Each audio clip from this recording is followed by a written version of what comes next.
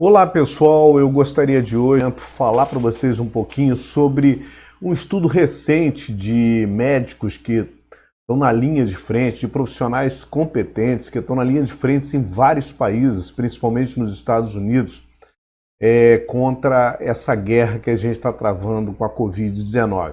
O que eu vou tentar fazer para vocês é um resumo do que foi descoberto, do que vem sido apresentado. Algumas coisas já têm comprovação científica, as outras ainda não têm, são dados empíricos com base no dia a dia desses profissionais. Então vamos lá, vamos começar. Eu espero que vocês gostem e se vocês gostarem, curtam o vídeo e deixem um comentário aqui para a gente saber que vocês gostaram, valeu? Então vamos lá, vamos começar.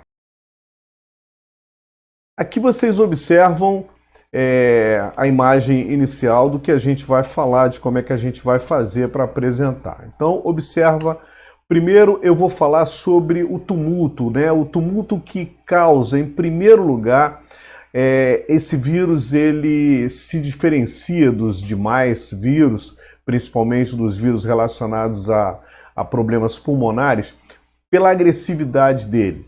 Ele ataca desde o pulmão, que é o ponto central e principal e mais evidente, até os dedos dos pés, com problemas vasculares, com dificuldade de retorno venoso, causando efetivamente sérios problemas ao paciente. Então ele é um tumulto que causa no corpo, desde a cabeça, desde o cérebro até os dedos dos pés.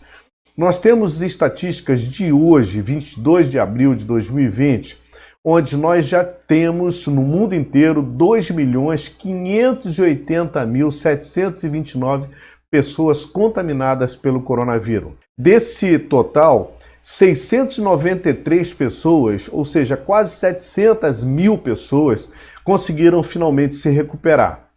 E desse total, 178.371 mortes a gente teve no mundo durante esse período que o coronavírus vem nos atacando, tá? Eu queria falar um pouquinho sobre a infecção, como é que ela começa. Vamos acompanhar, eu organizei em 5 etapas para a gente ficar de uma maneira bem didática. Então a primeira etapa é a presença das gotículas. A pessoa infectada, ela espirra ou ela fala próximo, de qualquer maneira, as gotículas saem da boca do paciente, saem da narina do paciente, da pessoa infectada, e dessa forma ela é inalada pela pessoa que está sendo infectada. Esse vírus entra inicialmente pelo nariz e pela garganta.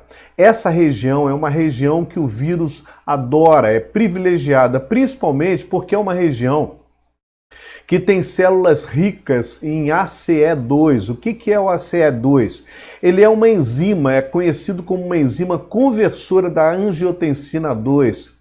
Quem tem problemas de pressão alta, né, problemas de hipertensão, já deve ter ouvido falar, porque a maioria dos medicamentos atua nessa enzima, buscando controlar essa enzima para manter a pressão estável.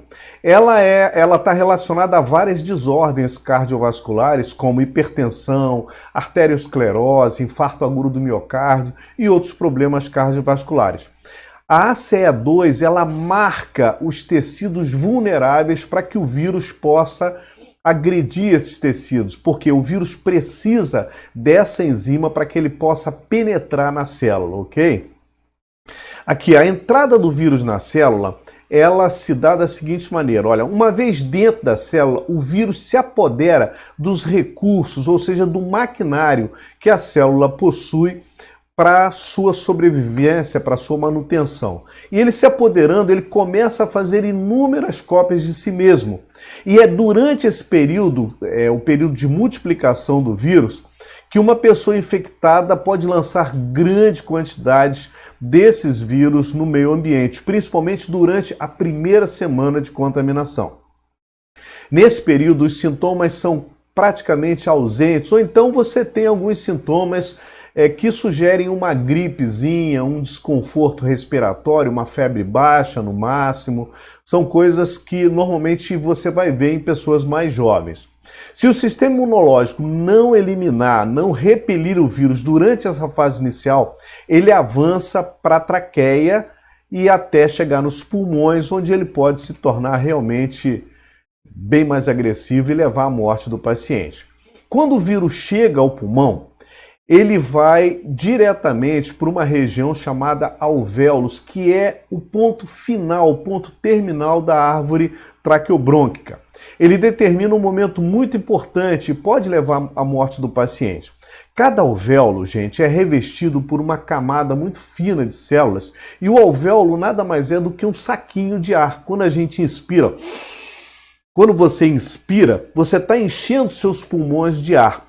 E esse ar ele vai para o alvéolo e no alvéolo é separado uma parte chamada, um gás muito importante para a gente, que é o oxigênio. Esse oxigênio, então, ele passa pela membrana do alvéolo e vai para uma estrutura chamada capilar, que nada mais é do que um vaso muito fininho, que vai se transformando de uma artéria, arteríola, um capilar, depois ele volta a crescer novamente, se transformando agora numa veia e retornando para o coração. Então esse é o processo.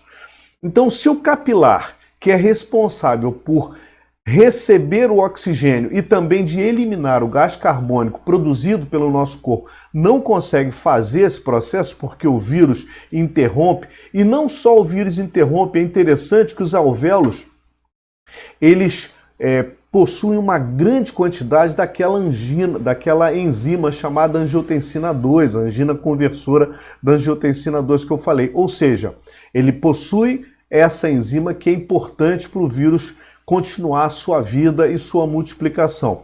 Então o que acontece? O indivíduo começa a não conseguir respirar. Imediatamente o sistema imunológico começa a se manifestar e a produzir novas células, a chamar novas células defensoras de todo o organismo. Isso vai gerar uma guerra, uma briga, uma batalha muito forte entre o vírus que está invadindo e as células de defesa do organismo. E as consequências disso, os glóbulos brancos da linha de frente, liberam então moléculas inflamatórias que convocam então outras células, deixando para trás células mortas e fluídas, que nós identificamos como pus. Os sinais nessa luta, os sintomas, na verdade, nessa fase são tosse, febre, respiração superficial e rápida. Em seguida, o paciente ele tem duas possibilidades. Ou ele se recupera, o sistema imunológico dele está eficiente, começa a produzir anticorpos, começa a vencer a batalha, elimina o vírus de maneira eficiente e o paciente começa a se recuperar. Ou então, dependendo das comorbidades que o paciente tem, ou das doenças pré-existentes, ou mesmo da capacidade imunológica dele, no caso dos pacientes mais idosos, ele evolui para a ventilação mecânica. Nesse momento, a ventilação mecânica é iniciada.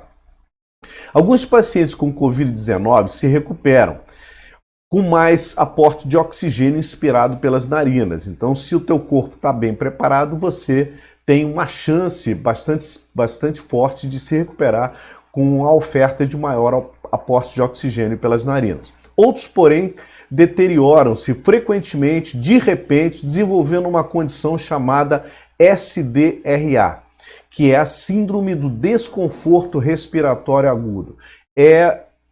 Assim, quem já passou por isso sabe o sofrimento que é você ter essa síndrome, porque é como se você estivesse submerso numa piscina, você não consegue respirar, você inspira, mas efetivamente a troca gasosa não acontece por todas aquelas manifestações imunológicas que nós falamos e o paciente não consegue sair dessa. Então, efetivamente, ele precisa de uma ajuda e essa ajuda vem através da ventilação mecânica.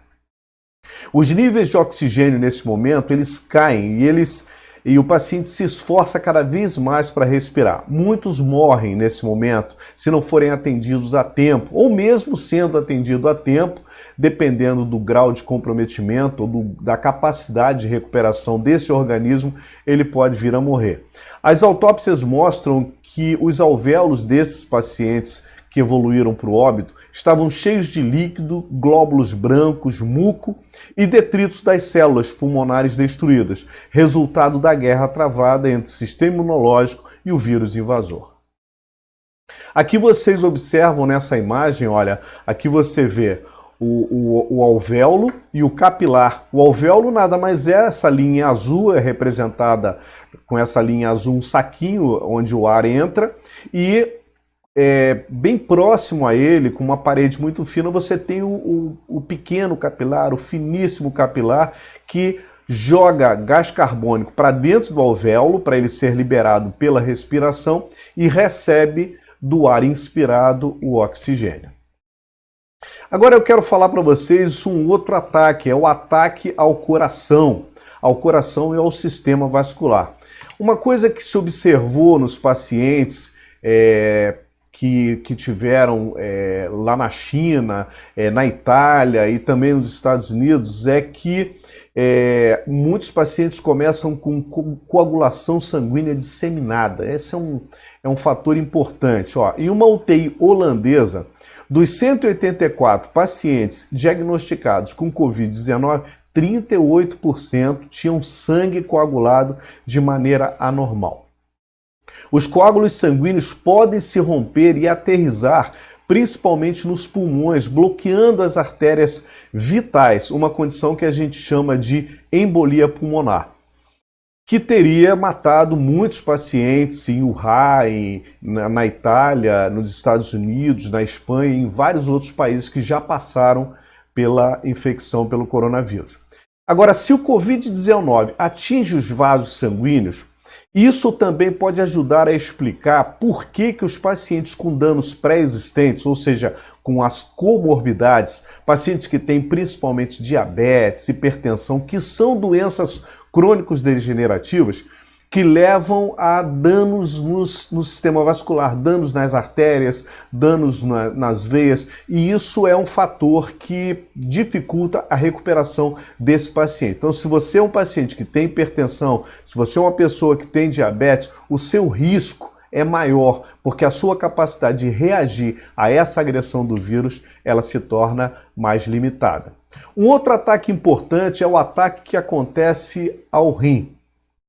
Esse ataque acontece simultaneamente ao ataque pulmonar. E assim como numa guerra, quando você tem dois frontes sendo atacados, os dois acabam sendo muito prejudicados. O principal alvo é o pulmão, sem dúvida, mas uma fração do vírus também ataca os rins e ambos começam um sofrimento importante.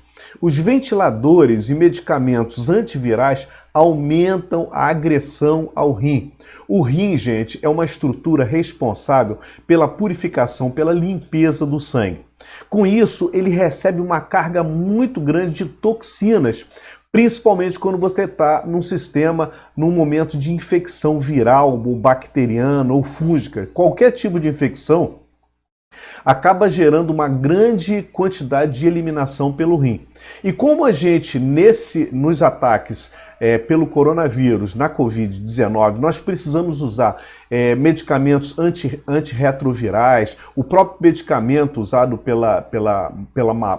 para malária, que é muito divulgado, muito conhecido e muito polemizado na mídia, ele também tem uma nefrotoxicidade muito grande, tornando a lesão do rim fatal. Então, veja bem, o ponto central de ataque é o pulmão. No entanto, também ocorre simultaneamente um ataque em menor escala ao rim.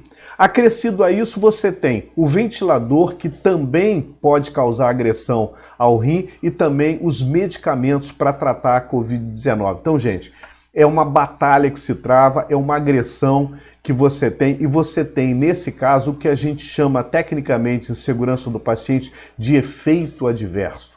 Ou seja, são efeitos indesejáveis que ocorrem no organismo, mas eles são advindos do próprio tratamento que você tem com o paciente, ok? Agora também a gente observou, esses médicos que fizeram essa pesquisa, esse estudo, eles falaram também sobre ataque ao sistema nervoso central, ao cérebro. 5 a 10% das pessoas com Covid-19 têm ataques ao cérebro, recebem algum tipo de agressão. E é interessante que no cérebro, a córtex cerebral, ela tem uma quantidade muito grande de ACE2, aquela enzima que nós falamos responsável pelo controle da pressão. Então é também mais um ambiente onde o vírus tem preferência, porque o ACE2, essa enzima da angiotensina 2, ela é um ambiente agradável e importante para a multiplicação e desenvolvimento do vírus. Não se sabe ainda em que circunstâncias o vírus penetra no cérebro, mas sabe-se que isso ocorre num percentual dos pacientes atacados pelo coronavírus. Especulam que pode entrar pelo nariz, depois para cima e pelo bulbo olfativo. Um dos sintomas muito manifestados nos pacientes é a perda do olfato e a perda do paladar. Então, sugere que esse paciente possa ter uma invasão do sistema nervoso central através do bulbo olfativo. E finalmente, mas não menos importante, o ataque ao intestino. A presença do vírus no trato gastrointestinal aumenta a possibilidade preocupante, inquietante, principalmente para os profissionais de enfermagem, de que ele possa ser transmitido também pelas fezes. Até o momento, a gente não tem nenhuma evidência de que a transmissão fecal seja importante, diz o pesquisador Stanley Pearman. Ele é especialista em coronavírus da Universidade de Iowa. Gente, finalmente, esse mapa mostra a devastação do Covid-19 e o que ela pode causar no corpo. Ainda é apenas um esboço. Durante muitos anos ainda de pesquisas minuciosas, precisaremos para aprimorar o quadro de seu alcance e a cascata de efeitos cardiovasculares e imunológicos que ele pode desenvolver. Então, eu queria agradecer a vocês pelo tempo que vocês disponibilizaram para assistir essa apresentação e espero realmente que tenha sido proveitoso para vocês. Um grande abraço e até a próxima. Tchau!